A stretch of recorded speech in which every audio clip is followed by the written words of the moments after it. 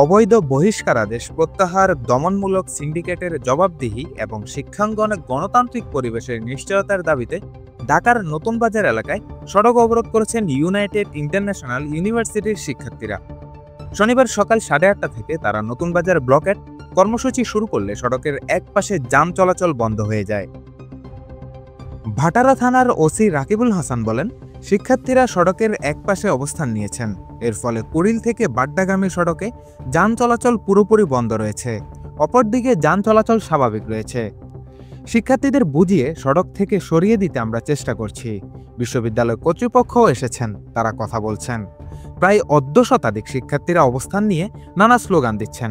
পরিস্থিতি নিয়ন্ত্রণে ঘটনাস্থলে বাড়তি পুলিশ মোতায়েন করা হয়েছে। এ সময় শিক্ষার্থীদের হয় বহিষ্কার বাদ যাবে, না হয় আমার লাশ যাবে। প্রত্যাহার বহিষ্কার, তারপর হবে সংস্কার। অথরিটি স্বৈরাচার, এবার তোরা গদি ছাড়, নানা স্লোগান দিতে শোনা যায়। তাদের আন্দোলনে সংহতি প্রকাশ করে অংশ নিয়েছেন বেশ কয়েকটি বিশ্ববিদ্যালয়ের শিক্ষার্থী। বেলা 11:30টার দিকে পুলিশ শিক্ষার্থীদের সড়ক থেকে সরিয়ে দেওয়ার চেষ্টা করে, তবে তারা অবস্থান ধরে রেখেছেন।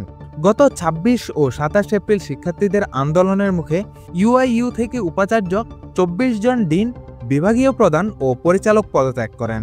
গত রোববার অনির্দিষ্টকালের জন্য বিশ্ববিদ্যালয়টি বন্ধ ঘোষণা করা হয়। যদিও 20 মে থেকে অনলাইনে ক্লাস শুরু হয়েছে, তবে শিক্ষার্থীদের একটি অংশ তা প্রত্যাখ্যান করে ক্যাম্পাসে সরাসরি ক্লাস ও প্রশাসনিক স্বচ্ছতা নিশ্চিতের দাবি করে আসছেন।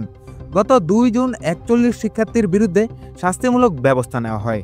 তাদের মধ্যে 24 জনকে স্থায়ী ও 16 জনকে সাময়িক বহিষ্কার করা হয়। শাহরিয়ার তৌসিফ, দৈনিক সমাচার।